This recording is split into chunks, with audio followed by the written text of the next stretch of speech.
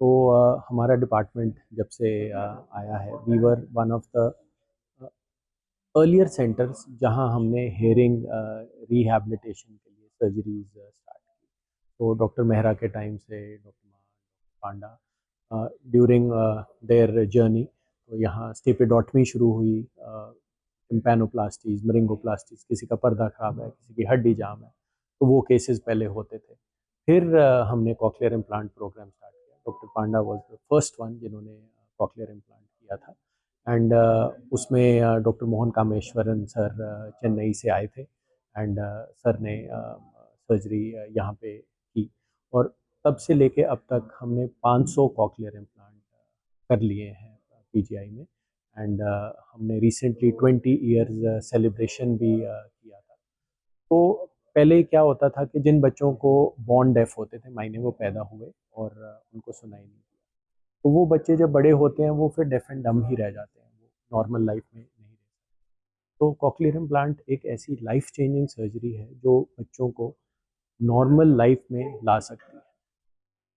तो ये वाला हमारा यहाँ स्टार्ट हुआ। फिर नियोनेटल स्क्रीनिंग स्टार्ट हुई हमारे यहाँ, जो भी हमारे डिपार्टमेंट ने स्टार्ट की। वो भी बहुत इम्पोर्टेंट है कि जितनी जल्दी पिकअप हो जाए ये डिसेबिलिटी और जितनी जल्दी इम्प्लांट कर दिया जाए, बच्चा उतना ही जल्दी नॉर्मल होता है, स्कूल जाता है, अपनी नॉर्मल एक्टिविटीज़ कर पाता है। हाँ, इसका इलाज संभव है। तो जब बच्चे का कान नहीं बना होता तो हमने दो चीज़ें देखनी है। एक तो फंक्शनल, कि सुनाई नहीं दे रहा, और दूसरा कॉस्मेटिक। बच्चे का कान बनना बहुत ज़रूरी है, क्योंकि कल बच्चे ने स्कूल में जाना है, दूसरे बच्चे उसका मजाक उड़ाएंगे, वो नॉर्मल लाइफ में फिट ही नहीं हो पाते, क्योंकि उनको खुद से रहता है कि मेरा कान नहीं बना। तो ये दोनों सर्जरीज यहाँ मैनेज होती हैं। जो कान बनता है वो हमारा प्लास्टिक सर्जरी डिपार्टमेंट है, वो वहाँ वो सर्जरी करते हैं जिससे कान बनाया जाता है। अब सुनाई का पार्ट अगर देखा जाए, अगर तो ये नर्व की प्रॉब्लम है या नस में या कॉकलिया में प्रॉब्लम है, तो कॉकलियर इम्प्लांट। अगर हड्डी नहीं अंदर बनी और हड्डी की प्रॉब्लम है, तो हमारे यहाँ और भी तरह के इम्प्लांट हैं जो रेगुलरली हम पीजीआई में कर रहे हैं। जैसे बोन ब्रिज हो गया और वाइब्रेंट साउंड ब्रिज हो गया, वो यहाँ लग जाते हैं और बच्चे की हेयरिंग नॉर्मल हो। इसके पीछे तो दुनिया में भी बहुत रिसर्च हो चुकी है और हमारे पीजीआई में भी यहाँ बहुत रिसर्च हो चुकी है। तो जैसे डॉक्टर जयमंती ने बताया था कि इन्वायरमेंटल फैक्टर्स हो सकते हैं, वायरल इन्फेक्शंस हो सकती हैं, जेनेटिक इश्यूज हो सकते हैं। ये सारे इश्यूज की वजह से हेयरिंग लॉस क्रिएट हो सकता है, या कोई फंक्शनल प्रॉब्लम हो सकती है जिससे बच्चे का कान नहीं बना, अंदर का शंख जिसे हम कॉकलिया कहते हैं वो ना बने। तो हमारे यहाँ जेनेटिक टेस्टिंग भी की जाती है। तो नॉर्मली अगर बच्चा आता है हमारे पास, हम पेरेंट्स को कहते हैं कि अगर ये आपका फर्स्ट चाइल्ड है और इसमें हेयरिंग लॉस आया है, आप अपनी पूरी जेनेटिक टेस्टिंग कराएं और जेनेटिक काउंसलिंग कराएं, सो दैट आपको पता हो कि जो नेक्स्ट बच्चा होना है उसमें कितना चांस है दैट ये प्रॉब्लम दोबारा आ सकती है। अब कॉकलियर इम्प्लांट एक महंगी सर्जरी है, तो अगर एक बच्चे को कॉकलियर इम्प्लांट पेरेंट्स ने इधर उधर से फंडिंग लेके लगवा दिया, अब दूसरा बच्चा भी अगर डेफ पैदा हो गया, तो it is a lot of financial burden on the family. तो उस चीज़ को मैनेज करने के लिए यहाँ सारी पीजीआई में फैसिलिटीज एंड सुविधा है। पहले जो कॉकलियर इम्प्लांट बना था वो केवल बच्चों के लिए ही बना था। जेरियाट्रिक एज ग्रुप, यानी कि ओल्ड एज, जिनकी वजह से, जिसे हम प्रेस्बाइक्यूसिस कहते हैं, हेयरिंग लॉस हो जाता है, या किसी की सर्जरी हुई उसमें हेयरिंग खराब हो गई, तो पहले हम जेरियाट्रिक एज ग्रुप में नहीं करते थे। बट अब हम पीजीआई में जेरियाट्रिक एज ग्रुप के लिए भी सर्जरी करते हैं। हमारा oldest patient is 90 years old, जिनका हमने कॉकलियर इम्प्लांट किया है। कि हमारा मानना है कि पहले तो कहते थे ठीक है जी आप ओल्ड हो गए, कोई बात नहीं, ऐसा होता है, ऐसा नहीं होना चाहिए। I think even till the last day of life the patient should be leading a normal life, और कोई हैंडीकैप नहीं होना। तो इससे भी, हाँ, इस पे भी हमारे यहाँ स्टडीज हो चुकी हैं, जिससे प्रूव हुआ है किसी हद तक that excessive use of mobile phone can cause hearing loss. तो हम पेशेंट्स को ये एडवाइस करते हैं कि मतलब अपने फ़ोन के साथ चिपक के अपनी ज़िंदगी नहीं काटनी, एंड ईयरफोन्स को कम वॉल्यूम पे यूज़ करना है, क्योंकि हमें पता है अगर हम हाई वॉल्यूम पे यूज़ करते हैं तो हेयरिंग लॉस आ सकता है। और कोई भी, जैसे लाउड धमाका होता है, पटाखा चलता है, उससे भी लोगों की सुनाई चली जाती है। लोग जो मशीनरी से काम करते हैं, हैवी मशीनरी, जहाँ मशीन बहुत आवाज़ कर रही है, उसमें भी सुनाई चली जाती है। तो ये लाउड हेडफोन्स लगा के लाउड म्यूजिक सुनना, ये सारी सेम चीज़ ही कॉज करते हैं। तो जो आप शां की आवाज़ कर रहे हैं उसे मेडिकल टर्म में टेनाइटस कहते हैं। टेनाइटस के बहुत सारे कॉजेज हो सकते हैं। सिंपल चीज़ें like thyroid, diabetes, hypertension, stress, anxiety, depression, ये चीज़ें भी टेनाइटस कॉज कर सकती हैं। और अगर नर्व में कोई प्रॉब्लम आए, सुनाई कम हो जाती है किसी की, उसमें भी टेनाइटस आ जाता है। और मीनियर्स डिजीज़, ऑटोस्क्लेरोसिस, ये सारी कान की डिजीज़ें हैं जिससे टेनाइटस आ जाता है। तो एडवाइस हमारी यही रहेगी that once you have this problem, you should seek medical advice as soon as possible. और टेनाइटिस के लिए भी ट्रीटमेंट और मैनेजमेंट हमारे डिपार्टमेंट में होती है, ENT department along with the audiology department, जिसमें counselling, tinnitus retraining therapy, nerve stimulation for suppression of tinnitus, ये सारा कुछ किया जाता है।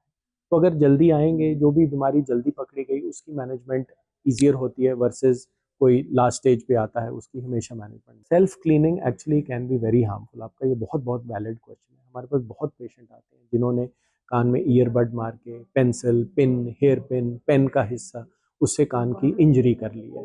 कई पेशेंट्स के तो पर्दे तक भी फट जाते हैं, तो उनको फिर पर्दा ठीक कराने की सर्जरी, जिसे मरिंगोप्लास्टी, टिम्पैनोप्लास्टी कहते हैं, वो करानी पड़ती है। तो जनरल पब्लिक को यही एडवाइस रहेगी that medical facilities in this city are one of the best in the country.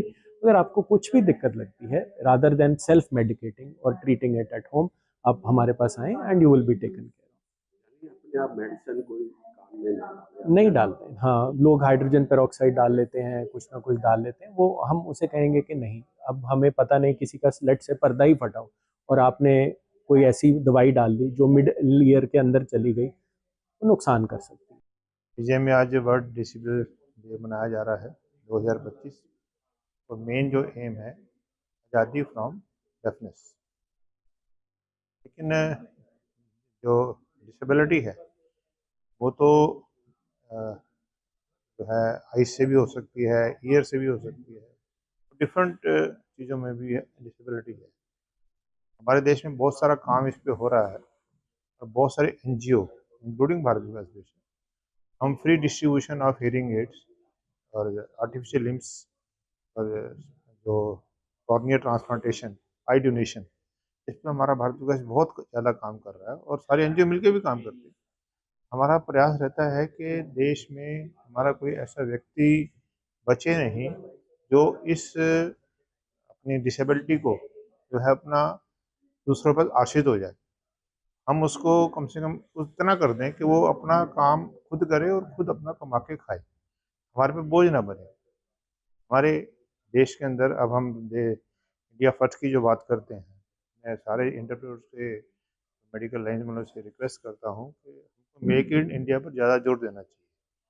हो सकता है कि बाहर का जो आइटम है वो बहुत अच्छी हो, बहुत बढ़िया हो, नो डाउट अबाउट, लेकिन हम अपने देश में उसको कैसे और अच्छा बना सकते हैं, इस पे भी हमको मिलजुल के काम करना है। भारत विकास परिषद के लगभग पूरे देश के अंदर 18 फैक्ट्रीज हैं जिसमें हम आर्टिफिशियल लिम्स बनाते हैं, और हमारे को इस पे 3 बारी राष्ट्रपति अवार्ड भी मिल चुका है।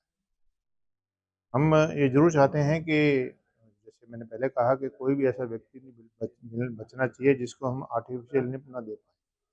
फ्री हम फ्री ऑफ कॉस्ट करते हैं, इसमें समाज का पूरा सहयोग रहता है, सीएसआर फंड्स का भी पूरा सहयोग रहता है, और इसके कारण ही हम ये सब कर पाते हैं।